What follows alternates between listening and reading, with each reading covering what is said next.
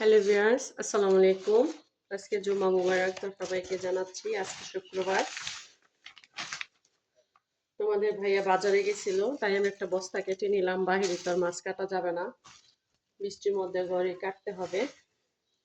একটা বস্তা কেটে দুই টুকরো করে নিয়েছি। এটার মধ্যে ঢালতেছি আমি তরকারিটি, আর জারে রাখতেছি মাছগুলি।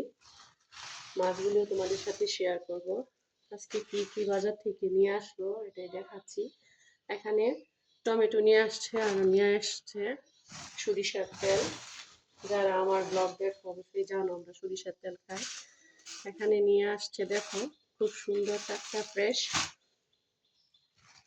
এটা হয়েছে তোমার পটল। আর এই যে দেখো একটা কুমড়া নিয়ে আসছে, একদম জালি কুমড়া। আর এটার মধ্যে হয়েছে কাঁচামরিচ, বৃষ্টিতে সব ভিজে একাকার হয়ে আছে। আর এখানে আছে কি ভেন্ডি, এই যে দেখো। আর কত সুন্দর নিয়ে আসছে অনেকগুলা লেবু। লেবু আসলে আমি খেতে অনেকটা পছন্দ করি, তোমাদের সাথে শেয়ারও করেছি। অনেক ধরনের অনেক দিন লেবুর ভর্তা বানিয়ে খাইছি আমি। আর এখানে কি দেখাচ্ছি, আরেকটা পুটলা আছে। ওয়াও, দেখো একদম ফ্রেশ টাটকা কাঁকরোল। কাঁকরোল আমার মাছ থেকে বেশি ভালো লাগে যখন এটাকে আমি আলুর সাথে ভাজি করে খাই। অবশ্যই তরকারিগুলি রান্না হবে আর প্রতিদিন ভিডিও হবে, তোমরা দেখবে। আর এটাতে কি আছে, ঘরে একটা চার্জার লাইট, এই যে দেখো। আর এটার মধ্যে আছে একটি লাল মুরগি।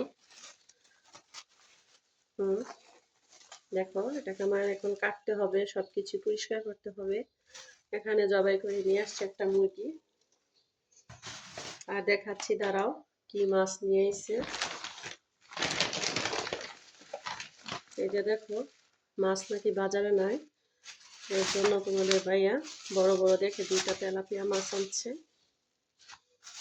নিয়ে এসেছে চিংড়ি মাছ। চিংড়িগুলি মনে হয় নদীর না, সাগরের, বরফের মাছ।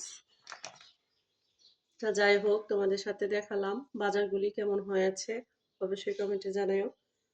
আর দুপুরে রান্না কি করতেছি আবার কি করব অবশ্যই তোমাদের সাথে শেয়ার করব।